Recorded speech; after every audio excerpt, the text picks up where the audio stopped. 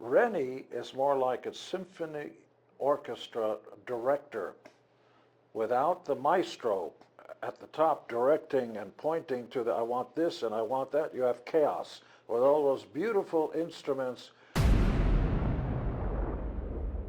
What do we do? We find survivors.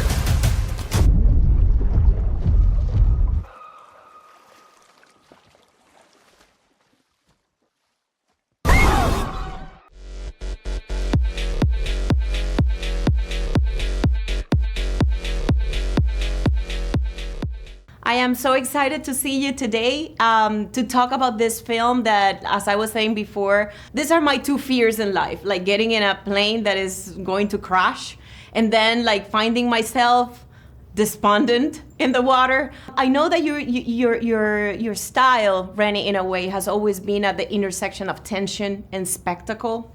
And Eugene, you've always gravitated, your work has always gravitated around bold presence and intention. Everything that you do is like that. Like you don't go halfway, neither of you guys. Where would you say that your two creative worlds meet or collide, or where do you find yourselves like intertwining in this movie? I'll say just the fact about Gene as a producer, because he is the ultimate showman.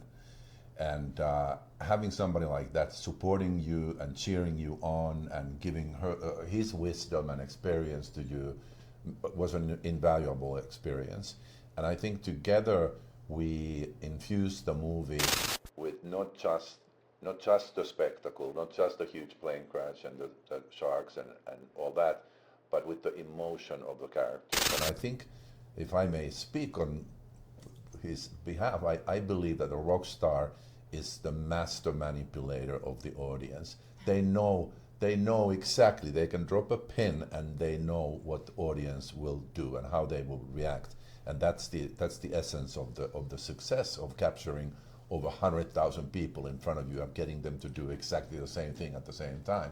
And I love doing that with movies, and I think we complemented each other in this, finding that way of bringing the really deep felt emotion into the movie and the audience enjoyment.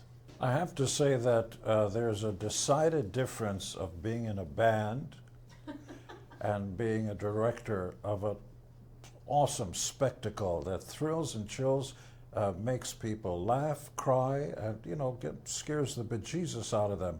And it's the following. In a band, it's closer to being on a sports team where you throw the ball back and forth and you depend on each other as a team. Renny is more like a symphony orchestra director without the maestro at the top directing and pointing to the I want this and I want that. You have chaos with all those beautiful instruments. Likewise, you can have all the elements on the table. The cinematographer and the right thing, the special effects and the great script and the great actors and stuff like that. But without a chef, you have crap. With the right chef, even if you've got the right ingredients, you've got cuisine. Absolutely. So movies is a director's medium. It's a lonely thing because he gets credit, as well he should, and he's the hardest working man there. Because at the beginning of the movie, before the actors come on, before the special effects, before the score is written, for the beautiful music in this film, before everything, the actors and everything, our director is there alone making sure that the plane is being built, bolt by bolt. That was built in New Zealand, so when you see the plane flying through the air, that was built by master craftsmen, built so well so that there were hydraulic lifts and things so that when the people are being pulled out for this 60-ton flying metal thing in the air, those were real people. They were not special effects or anything. Right. So all of that, all the way after the music and the special effects are done, the last person to leave the movie is the director. The hardest working guy in the film is Renny Harlin.